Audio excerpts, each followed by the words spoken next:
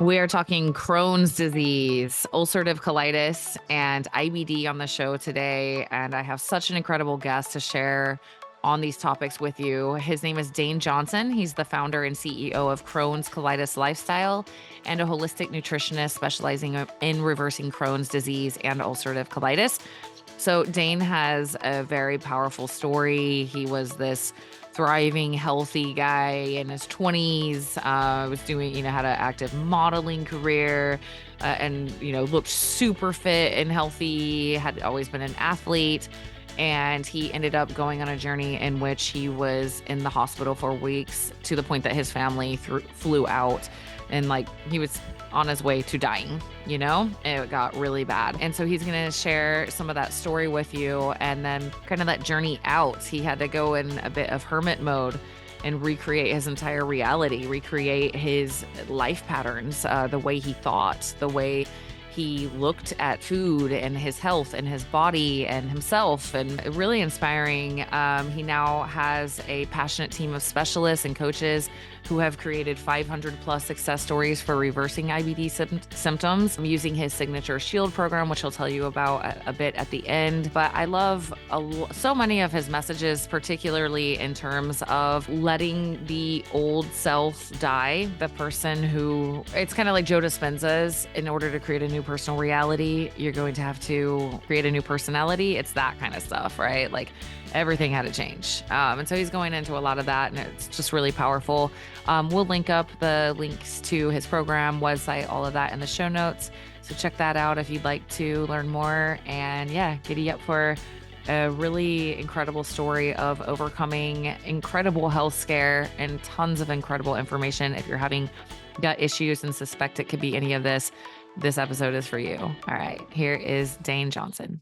All right. So Dane, I was telling you before we started that this is my first episode on Crohn's, which I didn't tell you is personal to me because my sister's ex-husband now, but he was like my brother-in-law forever, had Crohn's. And so at least one of her kids is starting, he's a teen, late teen, starting to show signs of that. And I'm like, I can't wait to send this to them. So I won't say any names, but nephew, this is coming your way. And so I'm just so excited because I know there's so many people out there that, they've gone to Western medicine and they're not like really sure how to manage it. And they're, in the bathroom like 50 million times a day, sometimes for really long periods of time. And it sucks socially. It sucks on how you feel. And so I'm so excited that you're going to come share with us. And I want to, set the stage with why you're so big on sharing about Crohn's, ulcerative colitis, IBD. Would you mind sharing how you got to this place? Oh man, how did we all get to this destination, right? Yeah, like a long, long time ago. Well, thanks so much for having me, Tara. I'm excited to be here. I dedicate this to anyone suffering, such as your nephew. Let's put that positive energy out there to everyone who's got gut health disorders, autoimmune disease. This is dedicated to you. Let's get massive results. You can heal. And I'm going to deep dive on what I want you to get started with today to get massive results. And the why, and then really what I want to talk about, how I got here, and then how I can help, and why I feel confident in being a person who can come and lead this movement and push forward on what is possible with inflammatory bowel disease, gut health disorders, and even really autoimmune. So I was just a good old boy from Virginia. I'm from Virginia too, dude. I'm from Richmond area. Nova, baby. Yes. I'm from Okay. Haymarket. Okay. So if you know Okay. Richmond, you might know Haymarket, Gainesville. It's like 20 minutes out of Fairfax. Okay. But I was raised out there, and all I had cereal, 2% milk. I went Papa John's. I worked at Papa John's Pizza and Domino's for 4 or 5 years. So I ate that 2 to 3 days a week. Chipotle, everything I had was gluten. Everything was dairy. Everything was processed. That's how we grew up in the 90s. And Right. that was just it. And my parents were good people. We didn't have health issues. We didn't know anything about inflammatory bowel disease. Never heard of autoimmune disease. Never heard of ulcerative colitis, Crohn's disease. None of that. None of it ran in my family. There was no genetic problems. I was a healthy kid. I was an athlete. I liked football. I loved basketball. I played in high school. I was the #1 seed on my golf team. In Virginia, it's all golf courses. There's a lot of golf courses in Virginia. And I was just a good kid who just kind of had this deep feeling that if you do right in the world, you don't do anything stupid, you'll be okay. And I, like every kid, just kind of took health for granted because, my parents in the 70s, 80s, they didn't have to worry about what they eat. They didn't have to worry about autoimmune diseases as much in the 50s. Mm-hmm. So I just kind of grew up with that mentality. And all of a sudden, I'm 19 years old. I'm in college. I went to College of Charleston, South Carolina, and I'm drinking beers with the boys. Beer pong, pizza, beers. Who can lift more? Who can gain weight? I was a good Mm-hmm. guy, and we weren't too broy, but we were also bros. Yeah. And all of a sudden, I started pooping blood. Mm. And I was like, did I have cranberries? What the heck is this? And I was scared. I didn't want to say anything about it. And I was just thinking, what's going on? I knew I was stressed because I was really into fitness and athletic stuff. So I was always trying to cut body fat, build muscle, cut body fat, build Mm-hmm. muscle, take pre-workout, take creatine, take all this stuff from GNC, General Narcotics Center. You know what I'm talking about. And it started catching up to me. And I was just eating like, just being wild stuff. So I started getting the blood. It started going away. By the time I was 22, like a few years later, it just wouldn't go away. 10, 12, 13, 14 bowel movements a day, little sediment, Whoa. little diarrhea, little loose stool, blood in the stool, cramping, pain, urgency. You can almost feel yourself going gaunt. You can feel yourself kind of getting skinnier and tired. You Mm. get dark circles under your eyes. You're not sleeping that well. I'm starting to get cold sweats at night. And I had hid it from my parents for years prior to Oh, that. wow. Like at 19, no one had even heard of Crohn's colitis back in 2000. I graduated college in 2009, Mm-hmm. 2010, so right there. I think I was a semester behind. But, I was ashamed. We didn't talk about bowel movements. So I never mentioned it to anybody. Wow. And I told my mom what was going on, and she didn't want to worry me, but she said, okay, let's go to the doctor. Go to the doctor. He says, you have left-sided colitis. I did ulcerative colitis. I said, what the heck is that? Don't know what that is. And he goes, unfortunately, you're going to have this for the rest of your life. And it's an inflammatory, it's part of the IBD, inflammatory bowel disease. I can't remember the exact conversation. It was a long time ago. I was in shock. Mm-hmm. And, one thing led to another where they gave me prednisone, they gave me mesalamine. And one point I want to make to everybody is, even though I run a natural medicine firm, global firm around Crohn's colitis now, I didn't want to do natural medicine. I had no interest in the voodoo and the Mm. woo-woo stuff. I just wanted my life back. Right. I just wanted my life back. I was just got out of college. I just did everything society told me to do. Do your homework, go to school, don't skip, get good grades, get into college, go get a job. And I had gotten a job and got diagnosed at the exact same time.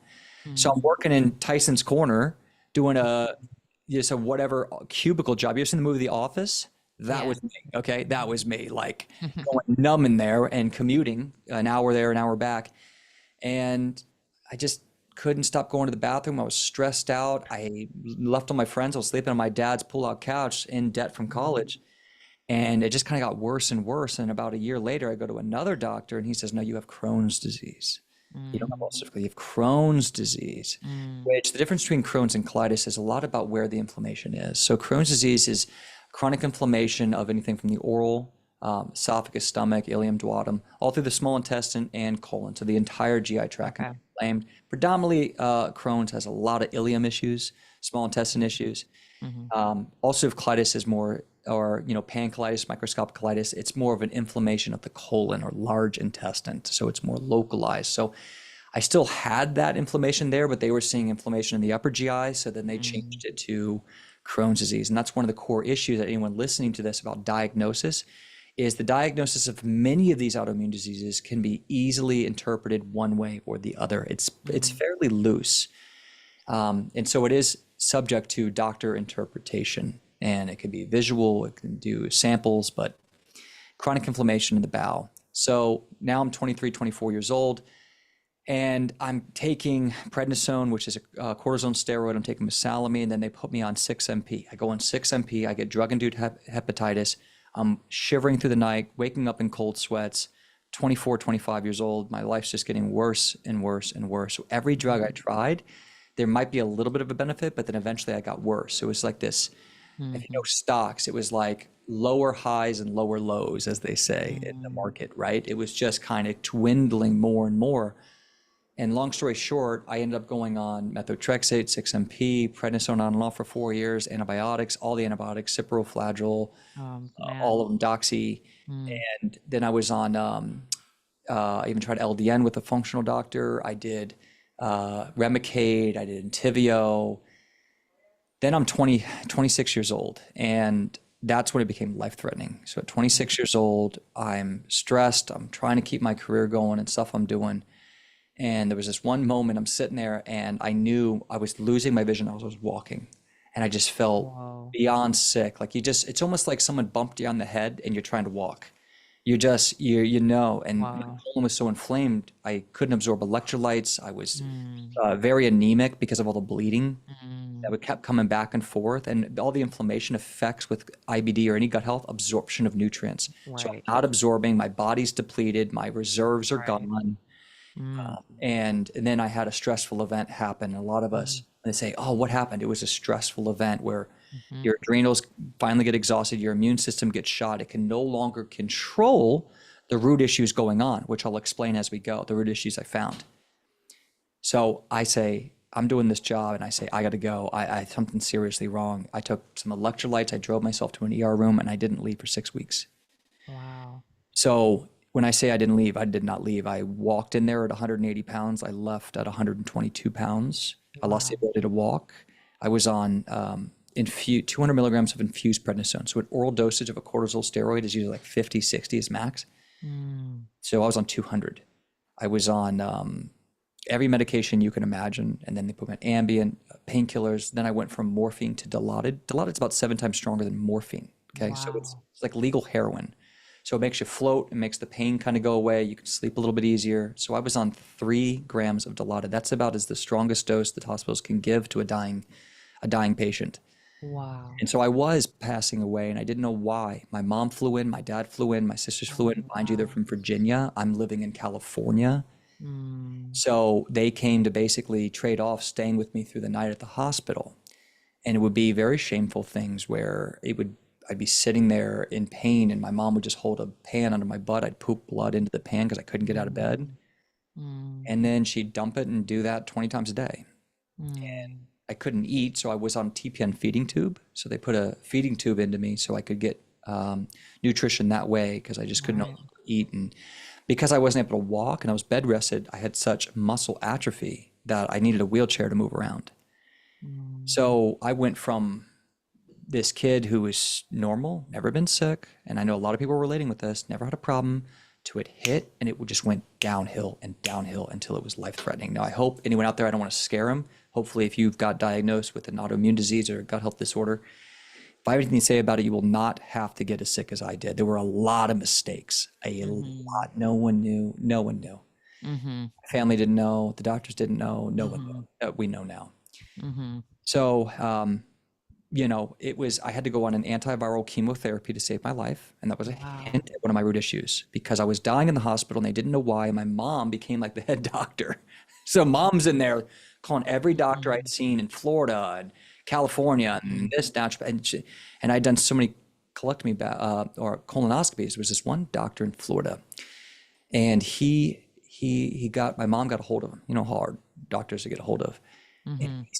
he said, PJ, I think what's going on is that there is a virus that I found in one of his Mm. colonoscopies. And one of the samples, I saw cytomegalovirus. He goes, I saw cytomegalovirus in one of his samples. Very hard to find, okay? Because you're just taking little samples throughout the colon, tiny little samples. So it could be Mm. there or not there, right? Right.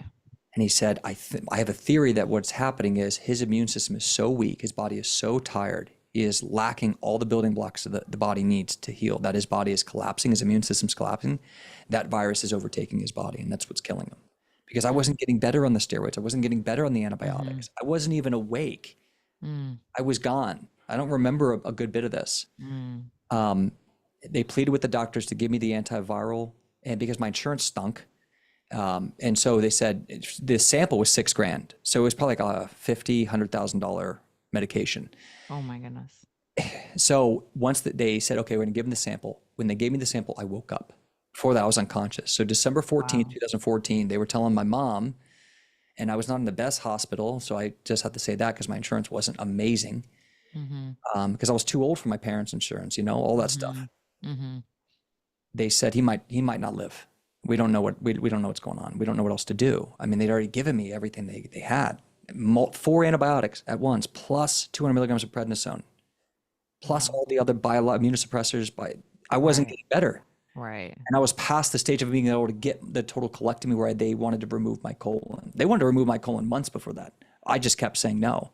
Right. So when it gets so bad, they want to cut out your colon and put a stoma bag on your stomach, and then you poop out of a bag for a certain amount of time. And if your niece is or nephew is listening to this, don't worry, you're going to be fine. You're not going to have to go through what I would go through, but take action right now. Okay. Mm-hmm. So I just kept refusing that. So it was too late for that. And then they gave me the chemotherapy. I woke up 24 hours later. I became conscious. I started being able to think. And then about 3 days later, I checked myself out of that hospital, and I wheelchaired my ass into my house in Santa Monica, into a bedroom that with no job, no ability to work. And I was housebound there for a year. Whoa. So I went from 122 pounds, and I was already in school for natural medicine. I'd already been working with many naturopath professors, learning about the art, really changing my life. Like, I had failed with natural medicine. Like 2 years before that, let me try carnivore. Let me try this diet. Let me do bone broth. Let me do pureed carrots. Let me make my own yogurts. Let me try hookworm therapy. Maybe that'll do Right. it. Drink Right. worms. I mean, I was going for it, and I just never Right. got real great results. I got some results, but I had enough results to change my mind that this is what I was going to do. So I already decided to roll in natural medicine school. I'd already been making friends and getting around a lot of naturopath professors, going to lunches, dinners, just being around them for a good year and a half before I almost died. So when I think really God spared me and I was able to walk out of the hospital, I already knew what I was going to do. I already knew. Like, I had done everything. I'd gone to every hospital. We had spent thousands and thousands of dollars. And so I think that's one thing that saved me is my mind already had made up. I had already made up in my heart, my soul, my mind where I was going to go. And what I was going to do is I was going to be the CEO of my health, and I was going to control every facet of my life. I wasn't going to go try to make money. I wasn't going to try to be social. I wasn't going to try to date. I had lost my girlfriend during that time. That was the stressful event, actually, that I think caused it. We were together for 3 years prior. Mm.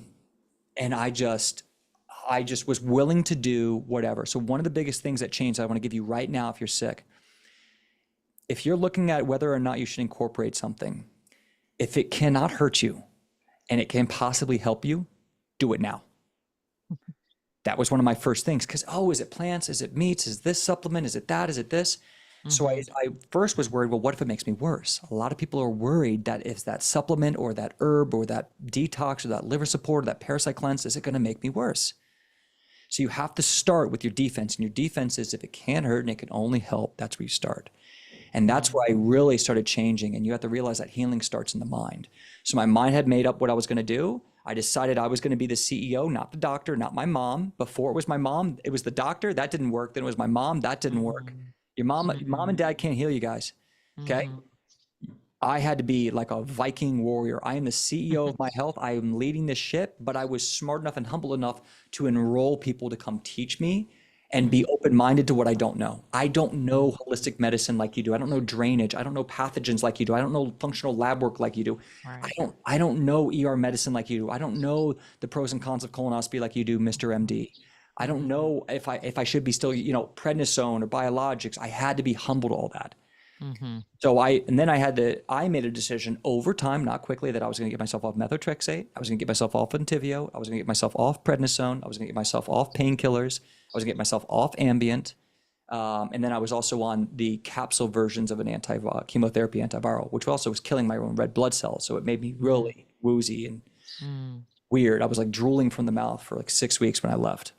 So Wow. I made that decision that's where my health is going, as me as a company, almost like a metaphor of being a CEO. That's where I'm headed, and I'm just going to continue to move towards it and enroll the world, the universe, God, and anyone around me in that mission. And that took me a year. And I didn't work. I didn't do anything else. That was it. I read it. I slept it. I ate it every day. That was it. And so when I first started, it was, if it can't hurt me, it can only help me. So what are things? And when you get your mind right, guys, this is obvious. I want you right now, if you're listening, start saying stuff out loud. What do you think is? What do you think the answer is? Start practicing right now being a creator. One of the things when I was traumatized and upset before I was able to heal is I was just waiting for the answer outside of myself. But when I truly healed, a lot of it came from within. But what I was reading outside, the books and the other people who've been down this path and the people who mentored me, it created a catalyst for me to also build my answer, because I could take Right. that and grow on it, right? Mm-hmm. Like the idea of paleo, the idea of fasting, and Right. the idea of elemental eating, or the idea of nervous system and vagal nerve and meditation and breath work and oxygenating the body and drainage pathways and Epsom salt baths and all these things, right? So when I looked at it, here were some of the answers: meditation and prayer. It didn't matter whether I wanted to have this argument about Jesus or Buddha or none of that. Mm-hmm. All I knew is praying to a higher power could only help me and not hurt me. Mm-hmm. So I did prayer and purpose morning and night. The Nice. prayer, put it up into the world, let go of that shame. I let people watch me pray, get on my knees. I'm not just praying, I'm on my knees, Nice. ma'am. I'm on my knees, okay?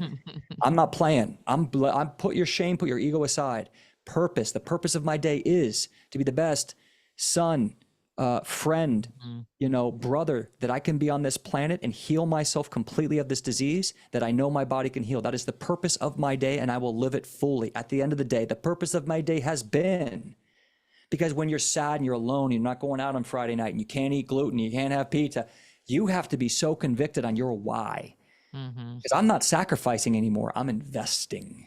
I'm not sacrificing. When I was chronically sick, oh, mom wants me to go on a gluten-free diet. Oh God, I can't have sugar forever. I'll never have beer again. I'm a bubble boy. I'm sick. I can't do anything.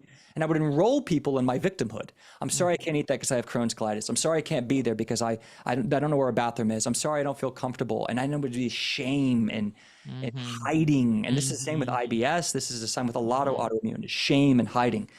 So that was a fear-based reason to act. And a lot of people are listening right now, scared, anxious, resentful, upset, and it's fear driving them. And anything you're waiting for me to tell you the answer because you want to get back to normal. Instead of making a better version of you, leave your old self and recreate a new version. Let go of that old person. They do not serve you. And they're probably one of the reasons you got sick in the first place. Let them go. I had to let me die, the old me die. I don't need alcohol. I drank 3 days a week in college. I don't need cereal. I don't need gluten. All I had was gluten until I was 22, 23 years old. That's it. That was all we had in our house, was gluten something, right? Yeah. And so I recreated myself like a phoenix out of the ashes, and there was pain, there was discomfort, there was uncertainty, there were foggy nights, there was why me, there was resentment towards God, towards parents, towards government, towards doctors. And eventually it's not my fault, but it is for damn sure my responsibility. It was, I'm going to lead this. I don't know what I know, but I know I can manage and do these things. I can change how my vibrations, my frequencies, what I'm attracting. I can change what I think. I can change what I can read. I can change what I can walk. I can change when I go to bed, when I wake up. I can change what I put in my mouth. And so that was it. So what's the second thing there? I journaled. It can't hurt. Name one way journaling yourself. So every day I could look back 3 weeks and tell you what my energy level was, what my weight was, what I ate, how much blood I had, how many bowel movements I had, if they were loose, if they had diarrhea, what time I woke up to have a bowel movement. I could tell you, I journaled every day for 6.5 months. If you want my journal, click the link below. It's completely free. It's my gift to you. Okay. It's in the show notes. Okay. And it's formatted exactly what I used while I was housebound, okay? And you can just rock that out for any disease, any disease. I also want to give you a cliff note for people who are excited about this but don't have Crohn's colitis. 75% of healing any disease is the same thing or similar actions. You need to work on drainage pathways. You need to stop allowing toxins in your life.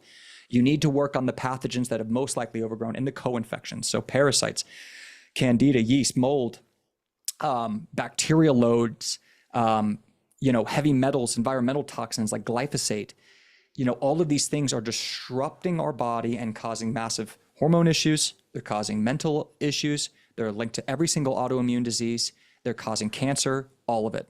Okay.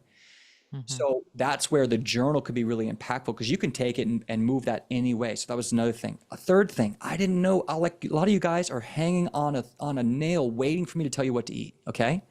Here's what I want you to do to start, because I know there's people in here who are naturally vegan, vegetarian, paleo. Some people have histamine reactions and fat malabsorption. They go carnivore and they don't do well. Other people are literally going to get healed doing carnivore, right? We're all different. Here's what I want you to do. This can't hurt you. It can only help you. I want you for at least a month to only eat what you cook. Give me 30 days. Don't eat anything that you don't prepare. And watch your intuition on what makes you feel good. Watch your variables of what it could have been go way down. Watch your freedom and confidence and your emotional power to be disciplined on what you put in your mouth. Just 10x. You will become a much more powerful person. Discipline is underrated. To be happy, you need to be disciplined, period.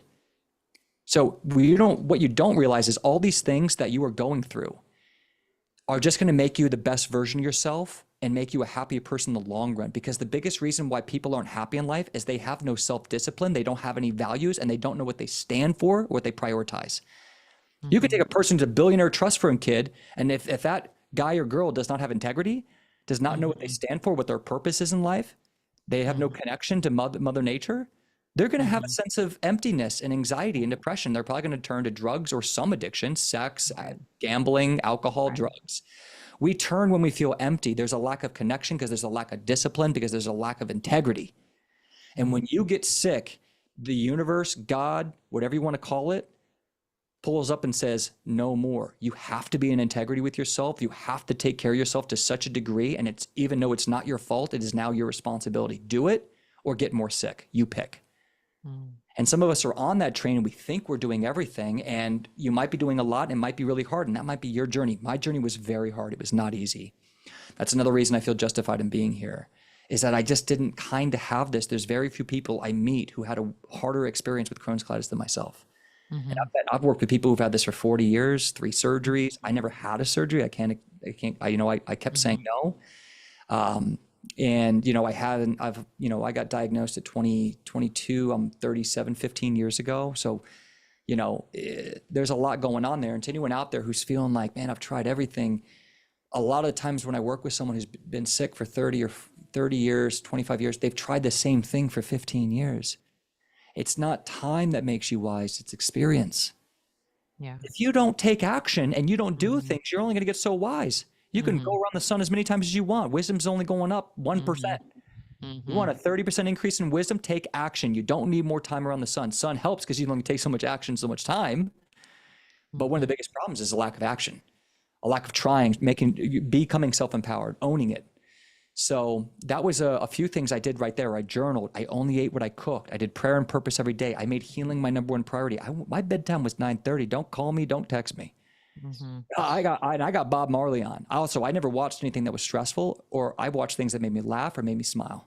Nice. I don't need it. Mm-hmm. Outside, I'm outside 20 minutes a day. Good water, 20 minutes a day. I need that vitamin D. I need my feet on the ground. Today, I still take care of like 40, 50 plants. Back then, a lot more, because I was not going, I had nothing else to do. Mm-hmm. Side little Wow. thing that was really a big hack for me when I was healing with any disease. Trying to watch a tomato plant grow is nauseating. But if you look at a tomato plant every day, it's so little growth. But if you don't look at it and you come back a month later, it's astounding how much that tomato plant can grow in a month. It's the same thing in healing.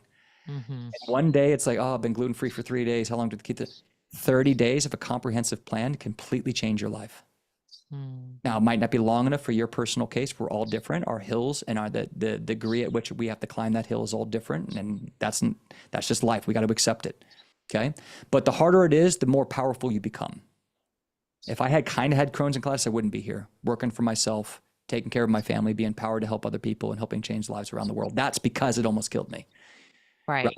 Batman was Batman because his parents were slaughtered in front of him. Right? Yeah, I'm curious to ask you about this because I've had a similar, like, it got so bad excuse me, sorry. It got so bad it forced me to wake up and go through that whole recreate your reality. And I often marvel at this. Someone asked me this one time, and I'll throw it your way too. They're Mhm. like, do you think that if you hadn't gone through that insanely hard part, that you would have made these type of changes, that you would have found this type of vigor? And I'm like, probably not, if I'm being really honest. I look it got so bad, and that mine wasn't a health scare like yours. Mine was more like my entire life fell apart from unhealed traumas, patterns that just, an old version of me needed to die. And I look at that, and then I look at other people who, they really just have, maybe chosen to improve their life, not from a place of it's so bad, but just wanting what's best for themselves, which is kind of like what I resonate with more now.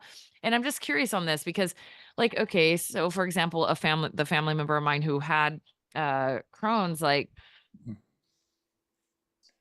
I to this day, I don't think I think he's still just living with it like that, you know what I mean? And am curious, since you've been helping so many people for so long with this, you've got your whole team. I mean, I imagine probably Yeah. thousands of people have come through Thousands. Yeah, we see your like coaching 120. programs. What's Yeah, that? we see about 120 clients a week. We have coaches around the Right. world. We have doctors on staff. We've worked with thousands with IBD. Wow. Okay. And so I'm curious about this. Like, have you seen, obviously probably not all, no one has had it as bad as you did, right? Like where they Oh, were like, oh, yeah. Yeah, I'm a one percenter, but there's a lot of people who've been really, uh-huh. really, really terrible. Yeah. So I'm curious, like, what is it, I'd say, when it comes to Crohn's, Yeah. IBD, That ulcerative keeps colitis, him like stagnant or that gets them to gets people to change finally. Like, hope. there's a lot Hope. of different people, different reasons, but Yeah. I think a lot of people don't understand, and some people are listening right now and they know the answer because they're chronically sick. The uh-huh. answer is it's like trying to get out of a jail cell where there is no key. Desperate. It's the Yeah. hardest thing I've ever done. Mm. Tara, it's the Wow. hardest thing. I know I was young, but like Right. it puts the idea of going to college to shame. Like it's so most of Right. life is just there. When you have a doctor who says there's nothing you can do about it, you're going to have this for the rest of your life, and all you can do Right. is take these drugs or start cutting body parts. And then you look online and everything's Right. contradictory. Right. And then you try some stuff and you're spending thousands of dollars and you're lost.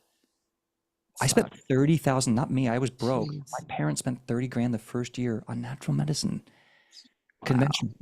I was more sick after the year, after the 30 grand. I come from a middle class family, 9 to 5.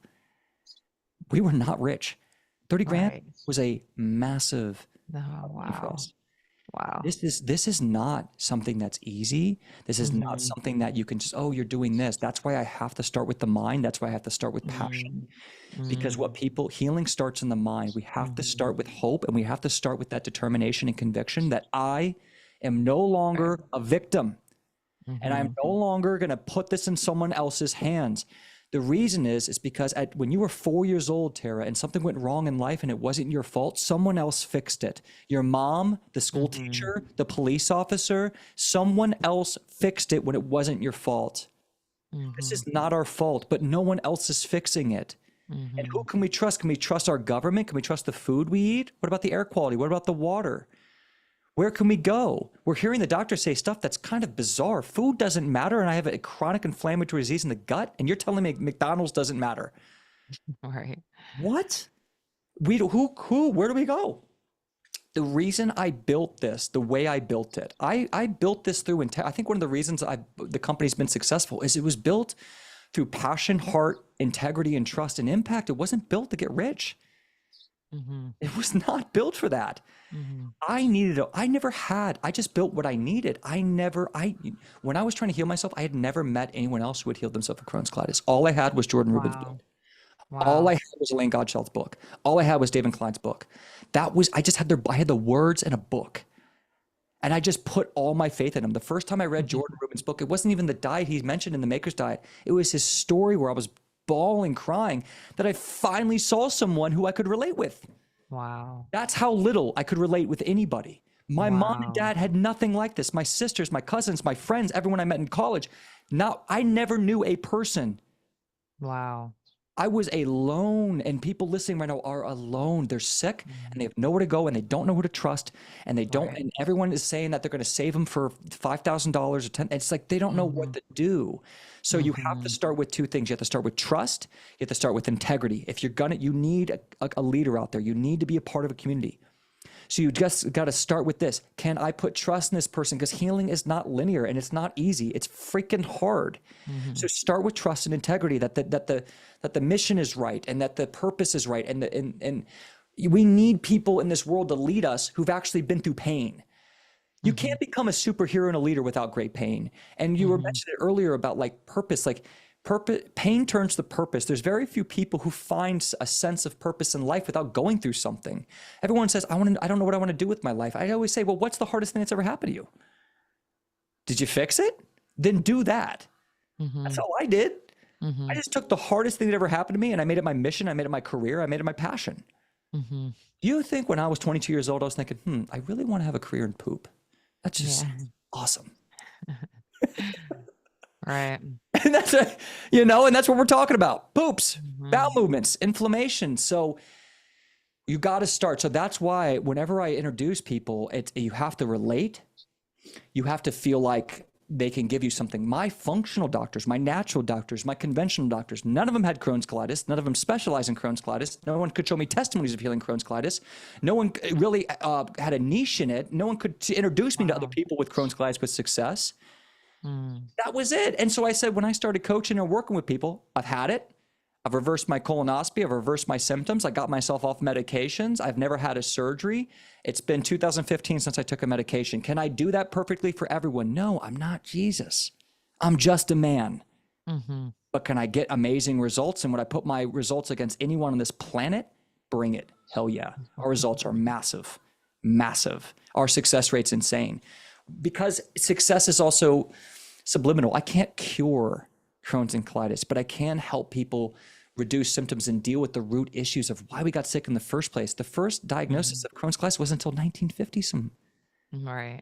It was not, this didn't even exist in 1930. We're not even 100, what is that, 75 years? Right. What the hell happened? Mm-hmm. Something happened and it's obvious. It's all around Mm-hmm. us. Mm-hmm. Okay. And that will actually be a great segment into. So now we understand the why and, you know, the things that I found. So next I want to tell everyone listening, what are the root issues that I did find? Yeah. And I'm going to sum it up to you. And if someone had shared this and I believed him and I listened, it would have changed my life. I would have done anything. You listening, I would have done anything to listen to this podcast when I was chronically sick. Be grateful, realize what you have that just came here, and look in your heart and intuition on what you're going to do. You don't have to believe. You got to believe in yourself and ask yourself, is this intuitively true? Is there something deeper? Okay, for me, we talked about cytomegalovirus. Okay, how did I get it? God knows. Okay, you can get it anywhere. Cytomegalovirus affects those people with a weakened immune system. A lot of people with HIV or AIDS or other really terrible diseases will end up dying of cytomegalovirus because their immune system's so weak. My immune system had gotten so weak. The way I can chalk it up is that my body goes nuts on it. Two, I know that my body goes nuts on any kind of viral load. If I get viral load in my body, I get more of a cytokine storm, which is the innate immune cells that attack or suppress inflammation in the body. And the cytokines, 75% of them live in the gut. They're, the dendritic cells, the T cells, they're in the Peyer's patches along the gut lining. And so that's a whole other topic about the gut lining, the molt, the gulp, and all that, which is a huge core issue for IBD, is the weakened gut lining. And that's making our immune system more sensitive to food and toxins and all this. So I had the viral load that went rampant. That's what nearly killed me. Years prior, I had antibiotics, sugar, poor diet, all that stuff added up. Absolutely. But I also had massive loads of candida. Okay. I stunk. I smelled like an onion. When I was really sick, I smelled terrible. Oral thrush, bad body odor, acne, sensitivities to sugars and carbs and different starches, for even fermented foods like sauerkraut, that a lot of times that can be a candida overgrowth. What causes candida overgrowth? Bad eating habits, high stress, antibiotic use. Even one round of antibiotic use can cause dysbiosis. Candida is naturally found in the body, but when it overgrows, it can be detrimental to the body.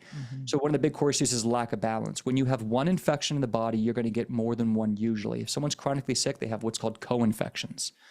Okay, and I believe that candida, yeast, or any fungal growth and viral load go hand in hand. I don't know what it is, but I see people with mold issues. That's another one. That's a form of fungus like candida.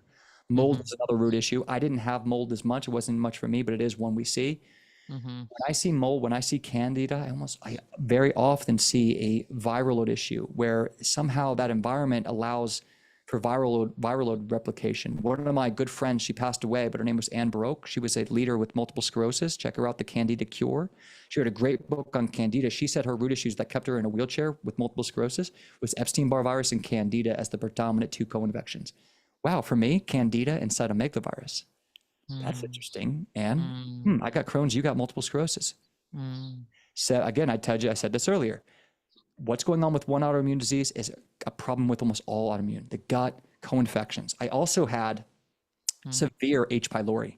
Remember when I said they said you had ulcerative colitis with gastritis?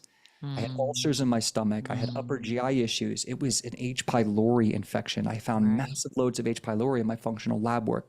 H. pylori is a much bigger problem than people think. It's a huge upstream problem. It lowers stomach acid. It causes gastritis, GERD. It also creates an environment where parasites can get through the stomach acid so they can start thriving in your body. Also, same thing with sugars and protein malabsorption. It is one of the biggest upstream problems with anyone with IBS or IBD is H. pylori. It also has the, when you take betaine and other things that enhance stomach acid, they have the ability to burrow in the body. So they're conscious, they can defend. And then when the stomach acid, you get stressed, stomach acid goes low, guess what? You have a new H. pylori infection. No, they just came Wow. back. They were Wow. hiding. H. pylori also is known to have biofilms. Biofilms are like mucus matrices that you get on your teeth when you don't brush your teeth. That mucus matrix basically hides infections from being killed from antibiotics, from your immune system being aware and being able to fight them. And they live and spawn in there, and then they come out of the matrix as they want, just parading your body. And you're going, how do I keep getting these reinfections? They're in biofilms. So, and top of that, H. pylori is extremely hard to test for because it's in the stomach. You can't test the Right. stomach. Stool analysis is the colon predominantly. Right. So small intestine infection and stomach is really hard to test. There's no good test. You do the SIBO breath test. It's okay. It's not that great, right? So that was another thing is massive H. pylori. Biofilms, I ended up having also large parasites. When I finally did parasites, I had tons of parasites come out. But if you don't know what you're doing, you should not be doing a parasite cleanse or a biofilm busting cleanse. You will get wrecked if you don't know what you're doing. It's ninja mode, it's black belt mode. You need to do it, but you need to do it way down the road. So I also got C. diff on and off. I had Campylobacter. I had other types of SIBO. If you have IBS or IBD, you have SIBO. SIBO is not a diagnosis. It's a state of the microbiome. It's overgrowth. It's dysbiosis. So I just gave you a lot of things. And I also had terrible drainage. I was covered in acne. I'm talking my full back, my full chest, all over my face. And that was, I mean, I had clear skin in high school. So this is like 24, 25, covered in acne. I was literally using 5 bottles of Neutrogena. Like I was just bathed. It didn't do anything. It was an internal problem. I could literally run a Neutrogena ad, figuratively speaking, on how much skin I clear. Or women just think it's the hormones. They think it's their makeup. They think it's the pillows. No, it's an internal issue, and your hormones are not going to balance until your gut is in balance. Okay, so that was a big issue. Liver. Okay. Big root issue going on. Your liver creates what? Bile. Your gallbladder just stores it. Bile is what helps with constipation. Bile also breaks down fats. It also helps you absorb all your really important vitamins like your fat soluble ADKE. Okay. Without bile, bile is also how your liver transport toxins out of the liver. So if you have low bile production, low fat, and you're having, fat malabsorption, you can't even move toxins out of the liver. Your detox pathways are a massive problem. That's also, very true with methylation problems, right? So liver, okay? Now you have to understand how you drain.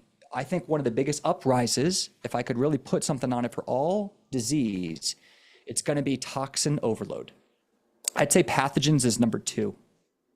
They're close, but toxin overload, one of the biggest things that's changed in our life is the amount of toxins we're dealing with versus our parents and our grandparents and their great parents. I mean, it's absurd. 1989, if you talk to Zach Bush, he really kind of turned me onto this. In 1989 is when everything changed around what the FDA was allowing as far as spraying glyphosate in the country. And then if you look at the rate of autoimmune and the rate of autism, it's like, what happened with, RFK talks about this with the vaccines and these vaccines and what they're putting them in the heavy metals. Personally, I think that's a problem where you have multiple vaccines in one shot and the amount of mercury and other chemicals that are going in them. Next is going to be like that. I mean, the glyphosate we talked about, we started spraying our whole country with glyphosate. This is a known carcinogen. It's known to cause cancer. We know it disrupts the microbiome. IBD, one thing you know for sure is your microbiome is all screwed up. Okay, the diversity and balance of the bacteria and its relationship to your body within your gut and in your mouth. Okay, and it's around your skin as well. So toxin loads, we have PFAs, forever chemicals, in literally everything. Look at every gadget we have, and if it's convenient, it most likely has some kind of chemical in it. Sadly, it's not a conspiracy, it's true. It's like we have these, and we're drinking our water out of plastic bottles. In one study by The Guardian, look it up on Google, they found that people diagnosed with inflammatory bowel disease had a 50% increase in microplastics found in their gut. I'll give you a clue. Do you know right before I got diagnosed what I had? Invisalign. I had plastic in my mouth for a year and a half right before I got diagnosed. I'm not saying it did it, but I just think it's a coincidence that we should further research. All right. So microplastics as toxins and natural endocrine disruptors. We're looking at moldy houses, carpets. Carpets are full with chemicals and they promote mold. You got to get rid of the carpets, the paint we're using, the gasoline, the fumes in the air, the water. You look at tap water. There's so many chemicals going on in the air, the food, the water, all of that. And so what's happening is you add stress, you add poor diet, you add high sugar, you add no fiber. And then the body just starts breaking. I had a woman write me yesterday and she goes, my son is 6 with ulcerative colitis. Why does it seem like the age of diagnosis of these diseases is getting younger and younger? Tara, I've worked with 3-year-olds diagnosed. Wow. 2-year-olds. I've had families meet up with 2-year-olds diagnosed with an incurable chronic inflammatory bowel disease at 2 years old. That's What is changing is because the amount of chemicals, the amount of toxins being exposed to our people is just happening younger and younger at greater dosages. I didn't get this problem until I was 19. I was born in the 80s. Yeah. Okay. Not to mention the soils are depleted too. So we're No not, nutrients. even if you were to eat, and no one's eating that way. Most of the world is eating processed like garbage, at least America. So you're like nutrient deprived. Even if you were eating like all apples and bananas and carrots and lettuce, you're still getting way less nutrients than we used to. So now you don't have the immune support from those vital nutrients. And on top of it, you're getting chemicals all at the same time. And welcome to America in 2024 and most of Well, the other yeah. countries now too. Yep. Welcome to the world. I'll give you another fun fact on that. If you look at, so my buddy is from Venezuela. If you know anything about Venezuela's economics, their country almost basically collapsed.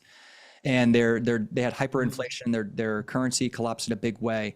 They're doing, I think, better right now. But my best friend goes down there and he knows what I do. He's been in he served in the Coast Guard military for 19 years. He retires at the age of 38 in like, I don't know, 8 months or 9 months or something like that, right?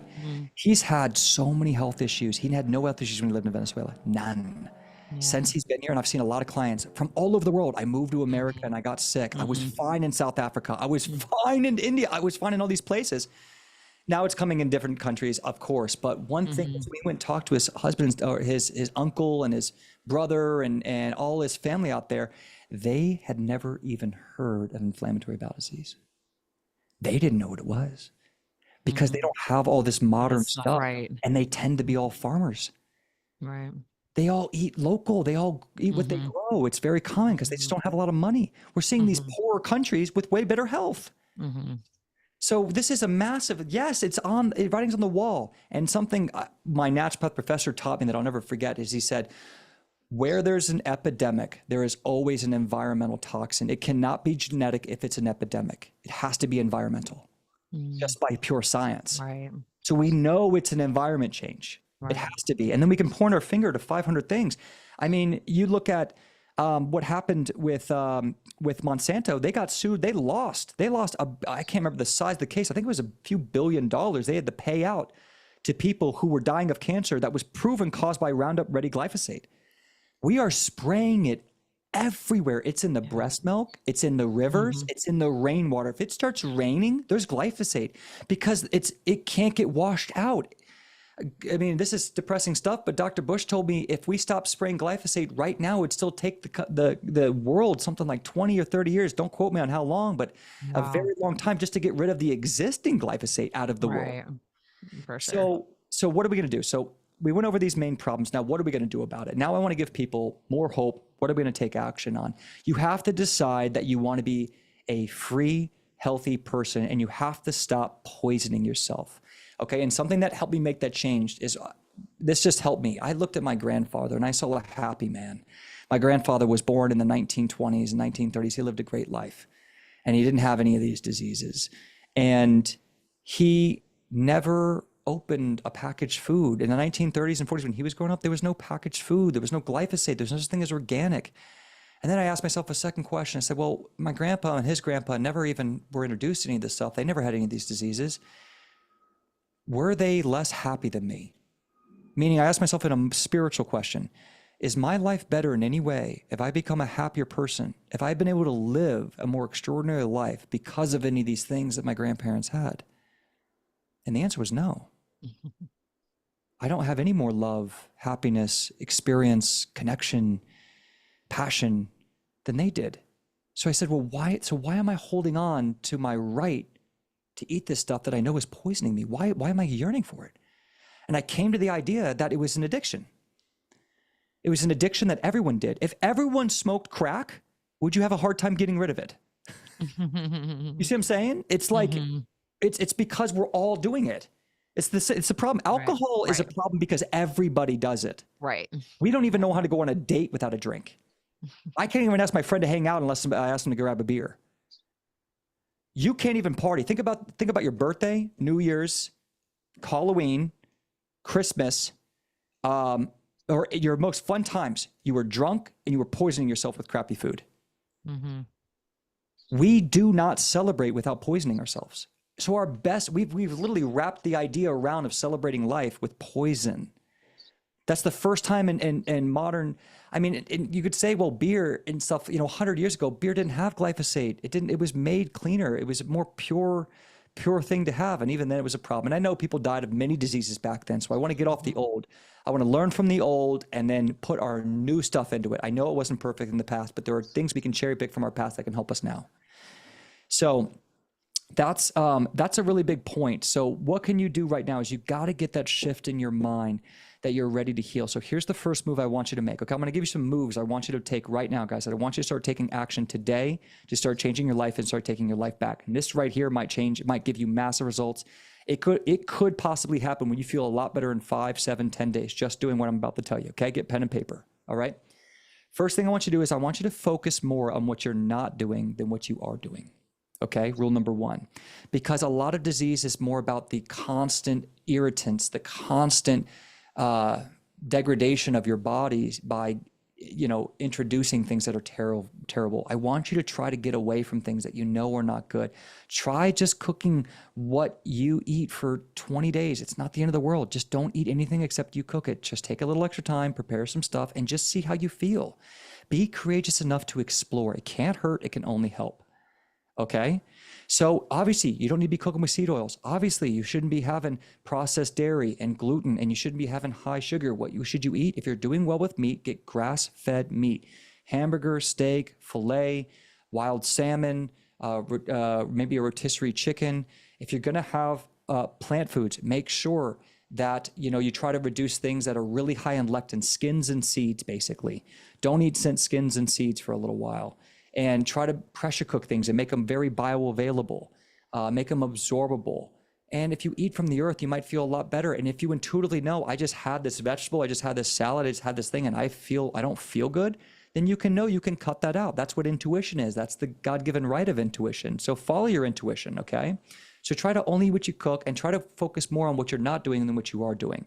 Because so many people get caught up and it's like, what do I eat? It's like, just don't eat this and go. Cook it yourself. Eat it organic, and don't have processed foods. Go, just whatever. That's I understand. That's how your great grandfather ate every day for 85 years. Okay, that was true every day. There was no such thing as a Snickers bar. Okay, so that's what I want you to do. Third thing is, if you are chronically sick or you want to learn, I want you to journal. I want you to just write down what's your energy, what are your bowel movements, what do you intuitively think is causing more of it or less of it. Okay. Just get on your phone. You're on a bus, you're in a car, just try to journal, okay?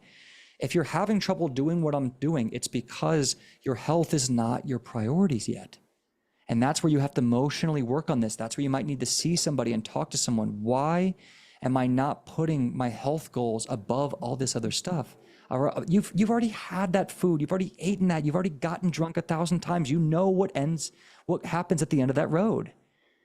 If you don't take action, you won't get wise. You won't grow. Okay, so whatever I say, whatever anyone says, I promise you this, it will be uncomfortable. Change and success is usually uncomfortable. Why? Because if it was a comfortable answer, you would have already done it. You would have already thought about it.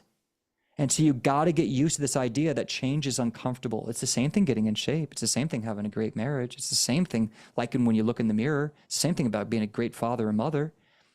It's the same thing of finally getting that first date or getting that prom or feeling like you have good friends in high school. You gotta get uncomfortable and go talk to someone and say hello and say, I like you. and put yourself out there, right? It's part of life, and you get wise from it. You won't be defeated. You'll be okay, and you'll grow, and you'll be stronger from it. So I want you to do that. Next is I want you to try to find a community that you can connect with that's solution oriented. One of the biggest problems that's happening is everyone's telling everyone what's wrong, and people are not telling people what's possibly right. Okay? So what I mean by that is if you have a problem, I want you to start enrolling people in possible solutions. I want you to get around people who are talking about what they're doing instead of what their problem is. Okay. When I went on Facebook groups to look at IBD and support groups, it was like 9 out of 10 posts were how people were suffering and asking for help. And one post was a potential option. Okay. You need to get enrolled around a community that's solution oriented. I built something called IBD University. It's only IBD members on your phone talking to each other every day with me and my professors and doctors talking every week doing Q&As. It's amazing. It's IBD and IBS. Okay. You can check it out. Just type in IBD University. Okay.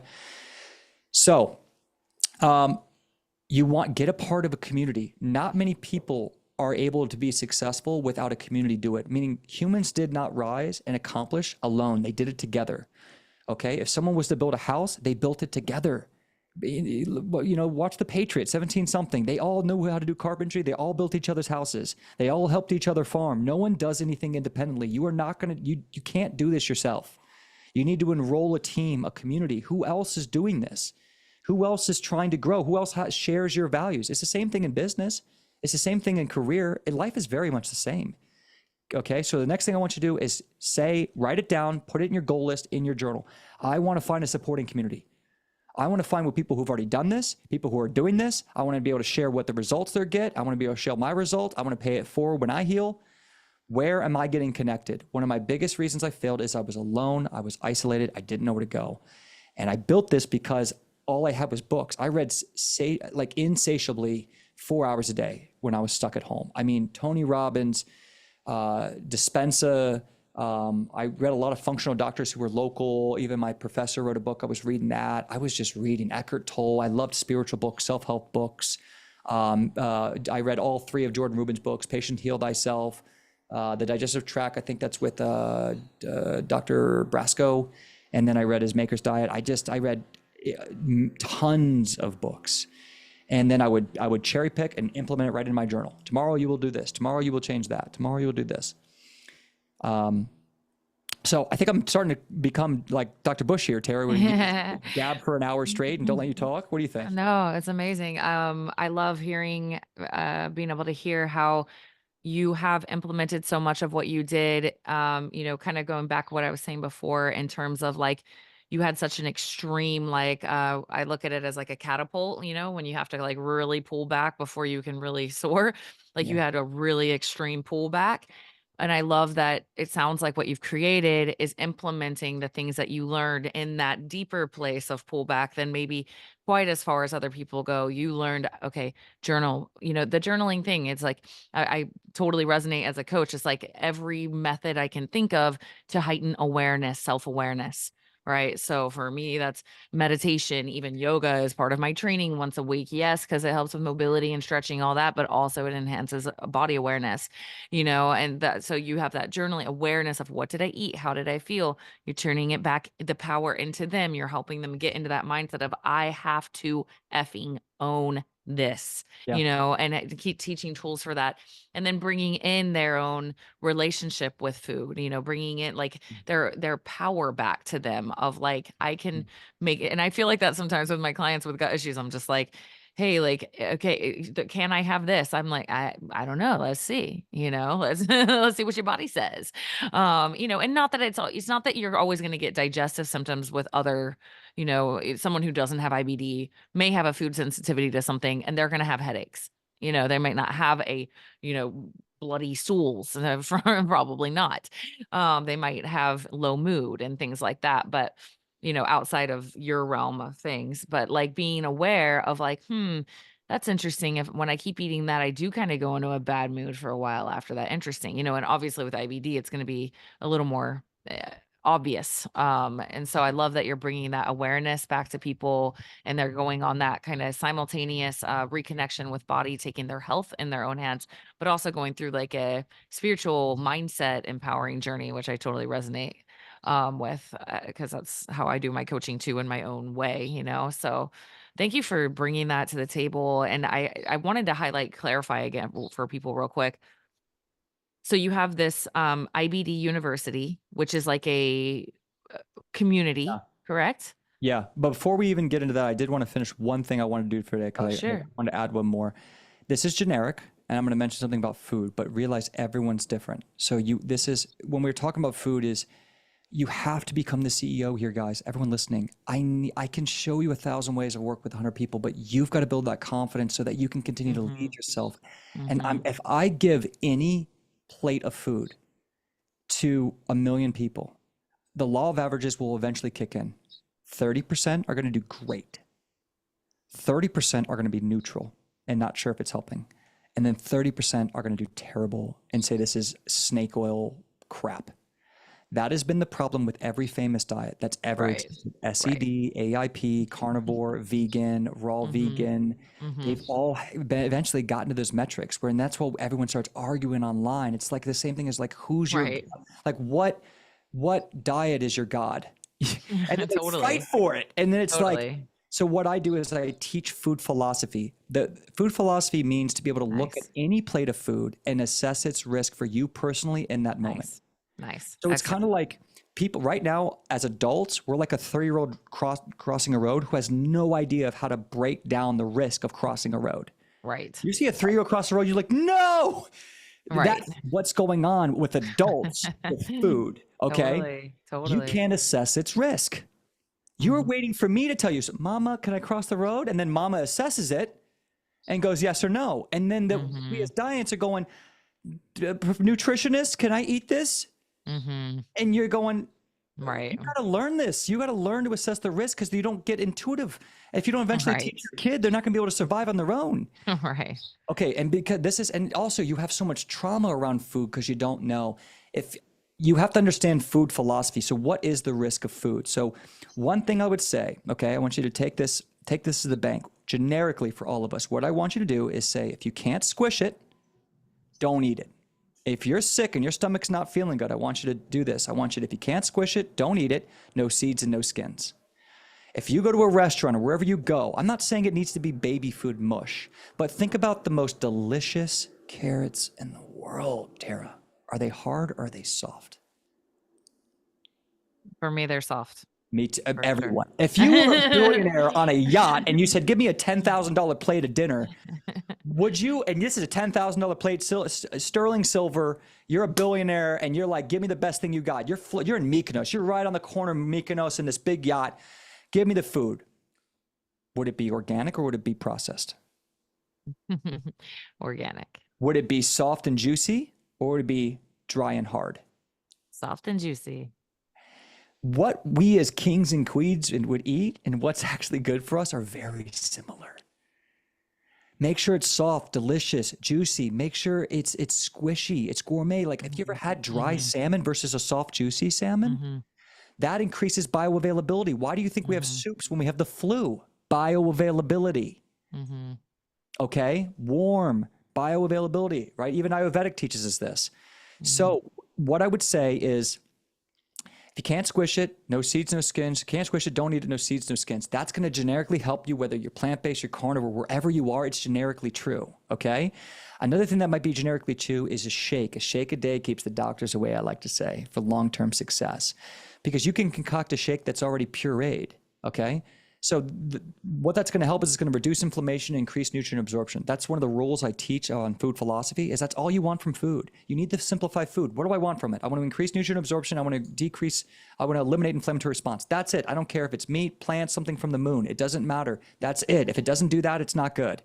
And so you have to see how you respond to those truths. The number one cardinal rule of food philosophy is the manner at which it's prepared. It's not whether this plant is bad or this animal-based is good or bad. It is the manner at which it's prepared. That is the ruler, is the king, is the superpower of food. It is not whether this food is bad or good. That is true for oatmeal. That is true for chicken. That is true for everything. It is the manner at which it's paired for food philosophy. So if I go to a wedding and I see hors d'oeuvres, I can look at it. I can see how it's prepared. I can see what's in it. I can assume and I even ask what kind of oil it's cooked in, all that, and I can assess the risk there. I might eat something that I might celebrate with because we don't cheat. We only celebrate. I might have something that's not perfect for me because I'm feeling good. It's the middle of the summer. My immune system's great. My balanc's been great. My lab work looks great. And I'm going to then have a glass of wine, champagne. I'm going to eat this, eat that, and have fun. But that could have been the middle of winter. I'm not feeling good. I'm getting over COVID. Me and my wife have been stressed. And I see that same plate, same dinner, same wedding. And I say, nope to none of it. Same person, same disease, two different answers. Yeah. So that's what food philosophy is. It's getting back to our adult nature of just being able to assess the risk. Exactly. And forget the diets, build a lifestyle. Forget the diet. Yeah. So that's the last thing I wanted to give you guys in a shake. Things like you can look at what I did is I cherry picked. If you look at food philosophy, monosaccharides are a lot easier to break down than polysaccharides. Every diet's going to tell you to really focus a lot on those monosaccharides, which tend to be fruits. You have to be just careful of the sugar. So you might look at a few different minimal fruits, manage the sugar. You might look at a protein source. I love bone broth protein. I do some whey isolate. I really don't like it as much. I find bone broth protein's amazing. Dr. Axe has got a good one. Designs for Health has got a good one. And you can decide if you want to put chocolate in there or get it unsweetened, but you want organic, clean. And you can put a lot of stuff in there. But today, I'll give you an example of what was in my shake today. Last thing, I hope you guys are getting massive value. Please like and share this podcast if you are. Support Tara if you're liking this. I'm giving you the heat today. I hope you're getting a lot out of it. Here's what I had in my shake today. If I had had this when I was chronically sick, I would have been in an ER room. I would have been very, very sick. I could not handle this. I hope that gives you an insight on food. It's not whether you can handle it or not. It's if your body is ready to handle it, because increasing your food variety is like physical therapy. You shouldn't go for a run a 10-mile race if you haven't prepared. And you shouldn't be eating certain things if you haven't prepared. Exact same thing, okay? Do the physical therapy a lot. But I had a shake with arugula, broccoli sprouts, banana, bone broth protein, collagen, creatine, essential amino acids, and then I had raspberries, cranberries, blueberries, strawberries, sprouted flax and chia seed, water. What else did I put in there? I think I put a little raw kefir. I kind of switch up that. And I think that, and then I put sprouted walnuts, pistachios, macadamia nuts, and pecans raw. Wow. Powerhouse. Awesome. I mean, the amount of fiber. Yeah, right. And what the fiber does is it regulates. Polyphenols. Yeah. Polyphenols, raw enzymes, natural fibers. And the fiber regulates my blood sugar. Yeah. And the fiber is a natural binder and sweeper of the colon and the gut line. Yep. And awesome. So I got my full day of fiber in one go. Awesome. Right? Thank you for sharing. Yeah, wow. don't do that now. I hope you heard me on that. Yeah. This is not short form content. Take your time. That takes time to work it up. But I've had a lot of clients do great long term, because when you puree the food and you mix it, it's just easier to break down. And that could be the therapeutic way you do physical therapy on your gut to handle those fibers. I'm not eating them, I'm pureeing them. Yeah, nice. Awesome. Dane, thank you so much. How do people find out more if they want to explore what you have to offer? So Crohn'sColitisLifestyle.com is our company. We work with people all around the world, every country. And we've got coaches all around the world. We have two things really. S.H.I.E.L.D program's our signature plan, where you get a coach included, a private coach, plus you get the lifetime access to the program. You get supplements included, and we build a customized plan for you. So it's a do-it-for-you method.